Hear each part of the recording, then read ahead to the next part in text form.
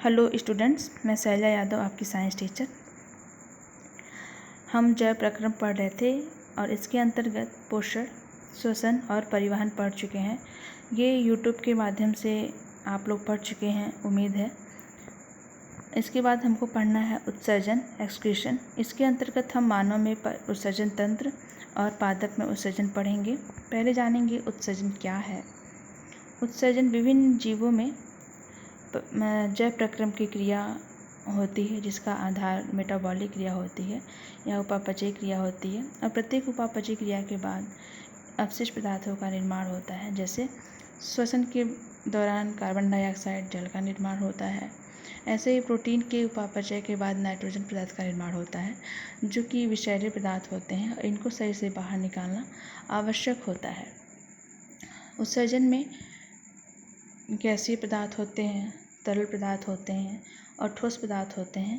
तो आप कुल मिला के कह सकते हैं कि शरीर से वर्ज्य पदार्थों का निष्कासन उत्सर्जन कहलाता है। यानी कि जीवों के शरीर में उपापचयी प्रक्रमों में बने विषैले अपशिष्ट पदार्थों के निष्कासन को उत्सर्जन कहते हैं। नाइट्रोजनी अपशिष्ट पदार्थ अमोनिया, यूरिया आदि जल में घुलित अवस्था में उत्सर्जन तंत्र की सहायता से शरीर से बाहर निष्कासित किए जाते हैं।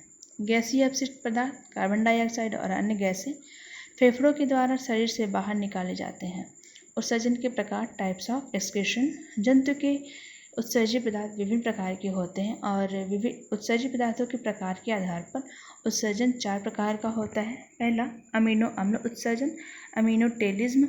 इसमें उत्सर्जी पदार्थ अमीनो अम्ल होता है और ऐसे जीव जिसमें उत्सर्जी पदार्थ अमीनो अम्ल होता है उसको अमीनोटेलिक कहते हैं। इसके अंतर्गत सीपी और घोंघा आते हैं।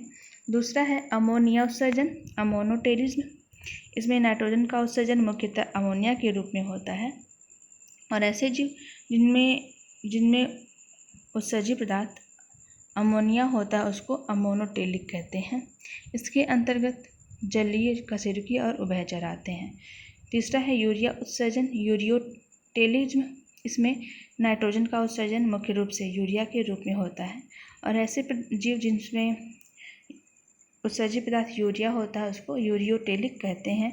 इसके अंतर्गत स्तनधारी और मनुष्य आते हैं, यानी कि मनुष्य यूरियोटेलिक होता है। चौथा है यूरिक अम्ल उत्सर्जन, यूरिकोटेलिज्म। यूरिकोटेलिज्म इसमें नाइट्रोजन का उत्सर्जन यूरिक अम्ल के रूप में होगा और ऐसे जीव जिसमें उत्सर्जी पदार्थ यूरिक अम्ल होता है उसको यूरिकोटेलिक कहते हैं। इसके अंतर्गत पक्षी और सरीसृप आते हैं। मनुष्य में मुख्य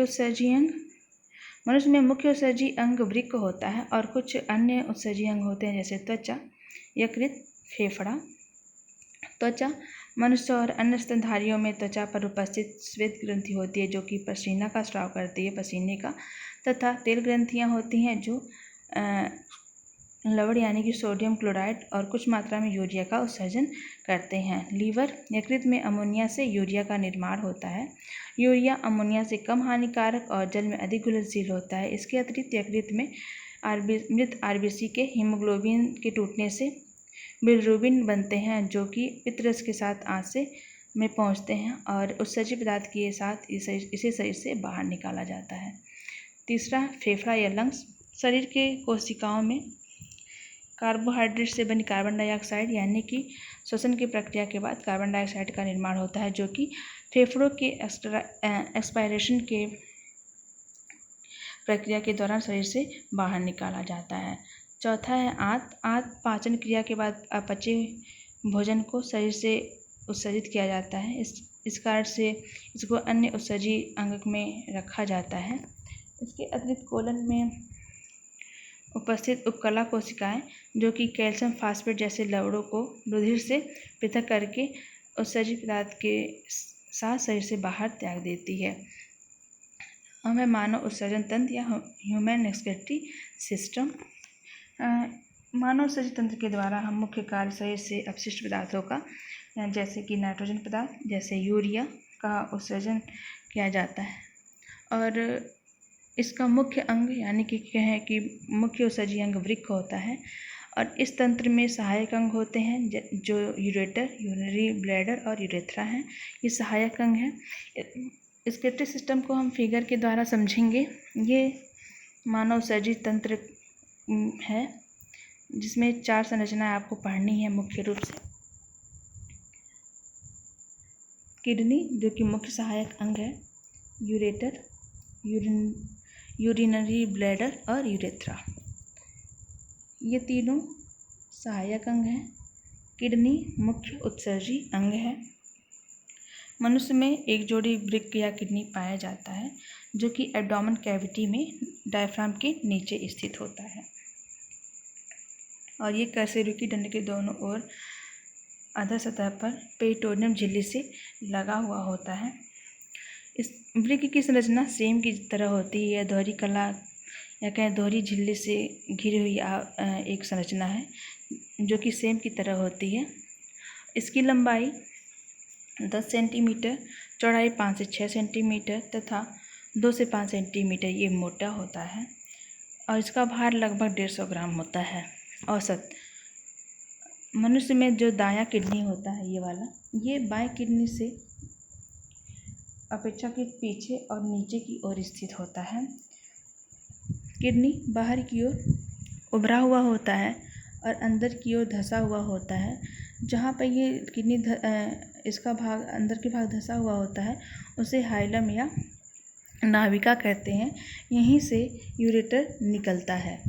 ये यूरेटर आगे जाके यूरिनरी ब्लैडर से मिल जाता है, और यूरिनरी ब्लैडर में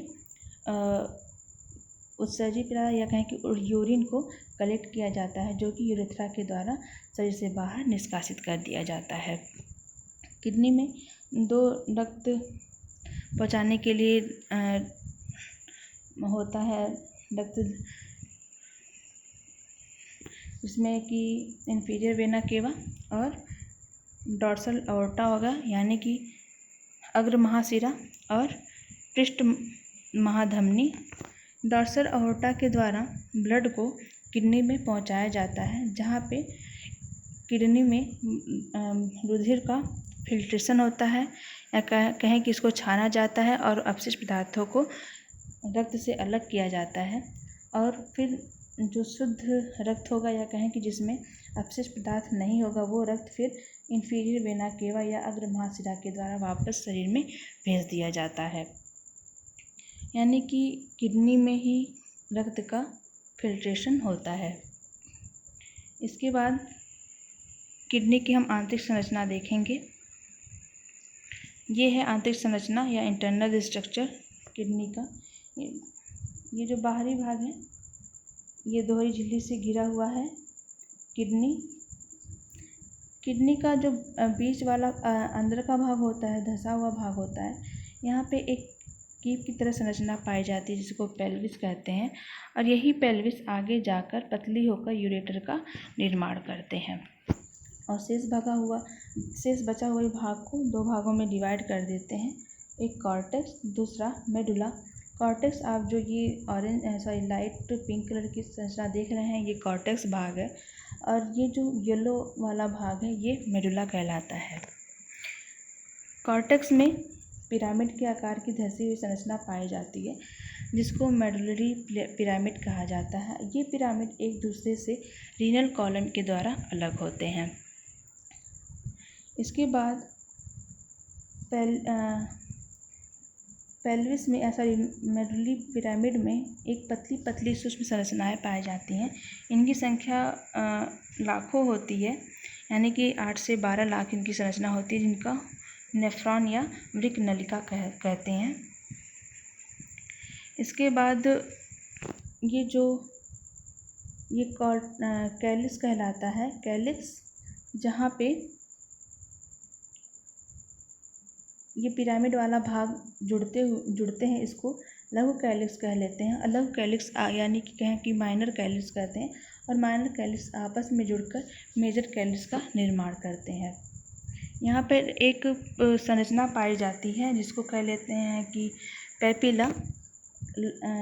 माइनर कैलिक्स में ही एक संरचना पाई जाती है पैपिलर आकार की, या कहीं उभरी हुई संरचना पाई जाती है, जिसको वृक्क अंकुरण या रीनल पैपिला कह लेते हैं। इसमें जो पाई जाती है नेफ्रॉन, मेडुलरी पिरामिड में नेफ्रॉन से ही जो रक्त का फिल्ट्रेशन किया जाता है, या कहें कि रक्त से अपशिष्ट पदार्थों को अवशोषित किया जाता है या निकाला जाता है। इसमें 2 रक्त वाहिनी या कहें कि रक्त वाहिनी देख रहे हैं, जिसमें एक रीनल आर्टरीज़ है। ये रीनल आर्टरीज़ के द्वारा वृक्क में रुधिर को पहुंचाया जाता है और ये आगे जाके बहुत पतली पतली केशिका में बट जाती हैं, जो कि नेफ्रॉन तक ब्लड को पहुंचाती हैं और वहाँ पे ब्लड का फिल्ट्रेशन होता है। उसके बाद वापस रीनल वेंस के द्वारा, यानी कि जिसमें अपशिष्ट पदार्थ, यानी कि जिस ब्लड में अपशिष्ट पदार्थ नहीं होते, वो रीनल वेंस के द्वारा वापस शरीर में भेजा जाता है। रीनल वेंस के द्वारा अग्र महाशिरा यानी कि वेना केवा में पहुंचाया जाता है और वेना केवा के द्वारा फिर शरीर में वापस शुद्ध ब्लड को पहुंचाया जाता है। इसके बाद हमको पढ़ना है नेफ्रॉन की संरचना।